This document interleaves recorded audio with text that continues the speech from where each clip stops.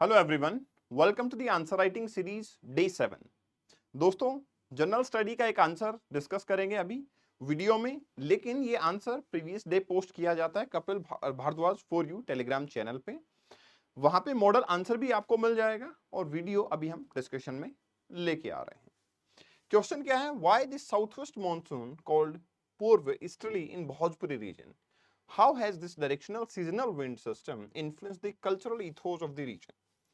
आपको क्वेश्चन में सीधा ही पूछा गया है कि देखिए, मॉनसून वैसे तो साउथ वेस्ट मॉनसून होती हैं, लेकिन भोजपुरी रीजन के अंदर हम इनको पूर्वी हवाएं बोलते हैं, ईस्टर्ली विंड्स के नाम से जानते हैं। तो आखिर ऐसा क्यों है? जो साउथ वेस्ट मॉनसून है वो तो साउथ वेस्ट से आ रही है, उनको पूर्व हवाएं हम क्यों बोल रहे हैं? दूसरा इसका पूछा गया है ये कि ये जो आपका डायरेक्शनल सीजनल चेंज है सिस्टम का, विंड सिस्टम का, उनके कल्चरल इथोस की वैल्यूज को कैसे डिसाइड करता है, इन्फ्लुएंस करता भी है या नहीं करता है? हो सकता है आप एग्री करें इस बात पे, हो सकता है ना करें। तो सबसे पहले आपको पूर्व के बारे में बताना चाहिए कि पूर्व एक्चुअली क्या होता है। देखो, पूर्व का मतलब होता है ईस्टर्ली विंड्स, पूर्वी हवाएं का मतलब होगा ईस्टर्ली विंड्स। बट आपको बताना है कि जो एक आपका काउंटर वर्ड हो सकता है, क्योंकि हमारे पास literally monsoon south west monsoon होता है, पूर्व से मॉनसून नहीं आता है, साउथ वेस्ट से हमारे पास मॉनसून देखने को मिलता है। तो अब ये जो नॉमेनक्लेचर है, जो हमने नाम दे दिया है, ये नाम किसी न किसी कारण से दिया होगा। We will try to analyse कि क्यों इंडिया के बिहार में, यूपी में हम इन हवाओं को पूर्वी हवाएं बोलते हैं साउथ वेस्ट मॉनसून की बजाय। सबसे पहली जो रीजन बनता है यहाँ पे, वो होता है geographical orientation and wind perception. Geographical orientation का मतलब कैसे है? देखिए, अगर आप इस रीजन के जोग्राफिकल ओरिएंटेशन के ऊपर बात करेंगे, अगर आप इस रीजन के जोग्राफिकल ओरिएंटेशन के ऊपर बात करेंगे, तो what you will get to know, you will get to know इस जोग्राफिकल ओरिएंटेशन से कि इस रीजन के अंदर हमें मेनली आपका बिहार, आपका जो ईस्टर्न यूपी वाला पार्ट है, मतलब गैंगेटिक प्लेन, वो रीजन देखने को मिलता है। अब ये होता कैसे है?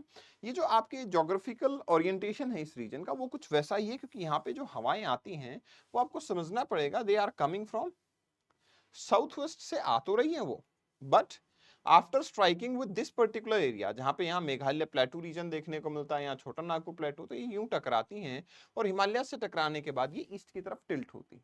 मतलब हमारी जो जोग्राफिकल बाउंड्री है, वो जोग्राफिकल बाउंड्री काफी हद तक इस पैरामीटर को डिसाइड करती है, काफी हद तक हमें ये बताती है कि विंड का परसेप्शन जो है वो हमें ईस्ट से नजर आता है हमारे भोजपुरी रीजन के अंदर, राइट? और वो ऐसे हो रहा है क्योंकि हमारे माउंटेन रेंजेस, प्लेन एरिया, यहाँ पे जो आपका पास है ना, यहाँ से जो छोटा नागपुर प्लेटू है, फिर मेघालय प्लेटू है, तो आपकी जो बे ऑफ बंगाल विंड है वो यहाँ से एंटर करती है और हिमालयाज के साथ उधर जाती हैं। इसलिए हम इसको ईस्टर्ली विंड्स या फिर पूर्वी हवाओं के नाम से जानते हैं।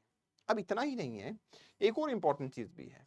यहाँ जो कल्चरल और लिंग्विस्टिक सिस्टम है और जो लोकल टर्मिनोलॉजी है, उसके हिसाब से भी ये मेंशन किया जाता है। देखिए, आप सब लोगों ने ज्योग्राफिकल रीजन तो मेंशन किए ही होंगे, लेकिन एक और रीजन है जिसकी वजह से इनको पूर्वी हवाएं बोला जाता है, क्योंकि यहाँ पे जो एंशियंट नॉलेज है ना, एंशियंट जो कल्चर है, जो नॉलेज है, वो ये कहती है कि सर, ईस्टर्ली जो विंड्स हैं उनकी वजह से ही हमें थोड़ा कूल महसूस होता है, क्योंकि ईस्टर्ली विंड जब आती हैं, नॉर्थ ईस्ट से जब आती हैं विंड, तो वो साइबेरिया से आ रही होती है और हमें थोड़ा सा ठंडक देती हैं। अब आपको भी पता है साउथ वेस्ट से मॉनसून आ तो रहा है, लेकिन यहाँ रेनफॉल होता है, रेनफॉल के बाद में टेम्परेचर थोड़ा गिर जाता है। तो यहाँ पे एंशियंट टाइम पे अगर मैं बात करूं, तो लोगों को यही लगता था कि ये भी पूर्वी हवाएं हैं, क्योंकि वैसी ही फीलिंग दे रही हैं, टेम्परेचर इससे कम हो रहा है, कूलनेस देखने को मिल रही है।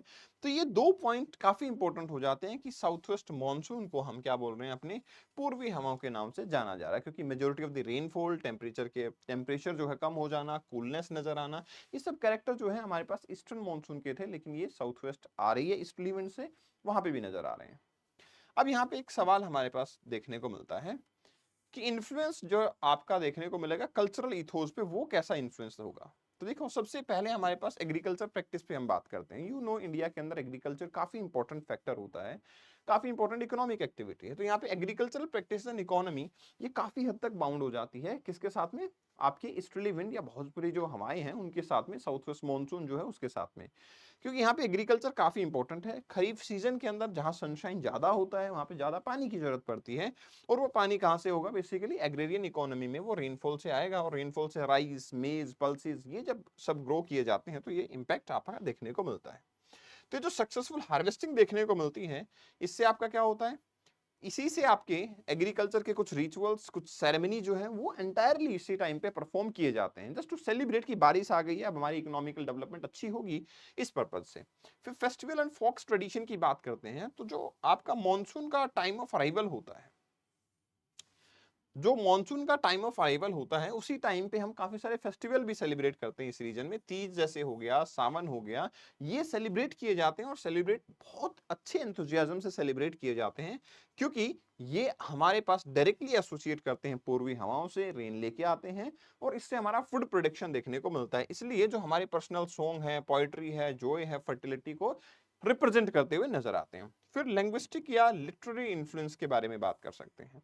यहाँ पे जो आपकी पेंटिंग्स बनती हैं या फिर आपका कोई भी लव, ब्रिंगिंग न्यूज और वगैरह वगैरह, ये सब जो है यहाँ से इंप्लीमेंट होता हुआ नजर आता है, इन्फ्लुएंस होता नजर आता है। तो यहाँ के जो फोक सॉन्ग्स हैं, जैसे कि खजरी हो गया, क्षैती हो गया, ये सब पूर्वी हवाओं के बारे में मेंशन करते हैं। मतलब this is something which is need to be celebrated even into the basically linguistic और लिटरेरी इन्फ्लुएंस के अंदर भी इसको सेलिब्रेट किया जाना चाहिए। फिर हम बात कर सकते हैं किसके ऊपर, सोशल कम्युनिटी लाइफ के ऊपर। जो मॉनसून विंड्स हैं वो काफी क्रुशियल हैं एग्रीकल्चर के लिए।